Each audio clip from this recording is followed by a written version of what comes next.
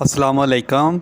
Bright future tuition system में मैं मोहम्मद अवैस रशीद आपको खुशामदीद कहता हूँ। आज बेसिक इंग्लिश का लेसन नंबर 13 हम डिस्कस करेंगे। इसमें हम फ्यूचर कंटिन्यू टेंस को पढ़ेंगे। इससे पहले हमने present indefinite, present continuous, present perfect continuous, past indefinite, past perfect continuous, इन सब टेंस को पढ़ चुके हैं। तो आज जो है इसके अलावा फ्यूचर इंडेफिनेट टेंस ये भी हम पढ़ चुके हैं। तो आज हम फ्यूचर कंटिन्यूस टेंस को डिस्कस करेंगे।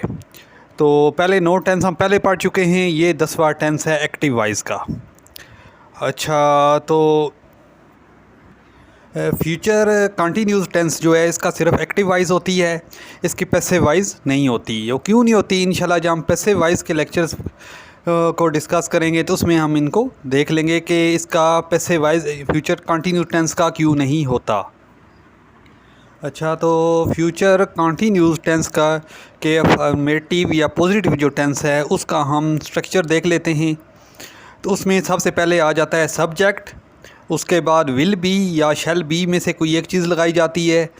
उसके बाद पहली फॉर्म के साथ, वर्ब की पहली फॉर्म के साथ आईएनजी का इजाफा किया जाता है। फिर प्रपोजिशन आ जाती है, अगर रिक्वायर्ड हो तो लास्ट में ऑब्जेक्ट आ जाता है। तो इसमें जो यूज़ ऑफ विल बी या शैल बी है, तो ये याद रखिए कि आई और वी के साथ हम शैल बी का इस्तेमाल करते हैं और बाकी सब के साथ हम विल बी लगाना होता है। अच्छा जी, तो फ्यूचर कंटिन्यूस टेंस का हम उर्दू का जुमला देख लेते हैं कि उसकी निशानी क्या है। तो जो उर्दू जुमलों के आखिर में इसमें रहा होगा, रहे होंगे, रही होगी, इस टाइप के अल्फाज आते हैं। तो अच्छा, तो इसकी कुछ हम अभी एग्जांपल देख लेते हैं, इससे में इसकी प्रैक्टिस हो जाएगी। तो अफर्मेटिव पॉजिटिव जो मुस्बत जुमले हैं उनके ज़रा एग्जांपल देख लें। वो सेब खा रही होगी, तो she will be eating an Apple. अच्छा, तो इसमें अब शी है तो उसके साथ विल का इस्तेमाल हुआ है। हम सेब खा रहे होंगे, we shall be eating apples. इसमें अब आई और वी के साथ शैल का इस्तेमाल है, तो यहाँ वी आ गया है तो उसके साथ हमने शैल का इस्तेमाल कर दिया है।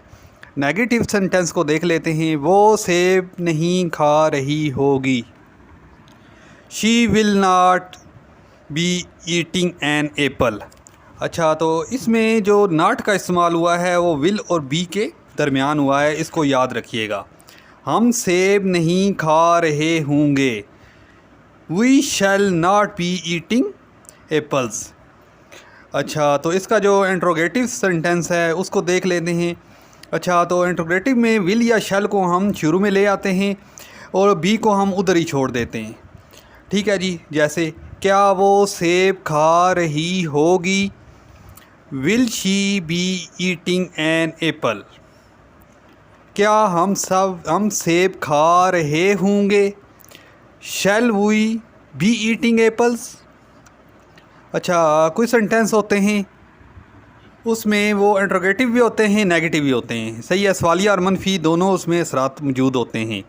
जैसे क्या वो सेब नहीं खा रही होगी, will she not be eating an Apple. इसमें हम विल या शैल को शुरू में ले आएंगे और नॉट जो है वो बी के साथ हम लगा देंगे। क्या हम सेब नहीं खा रहे होंगे, shall we not be eating apples.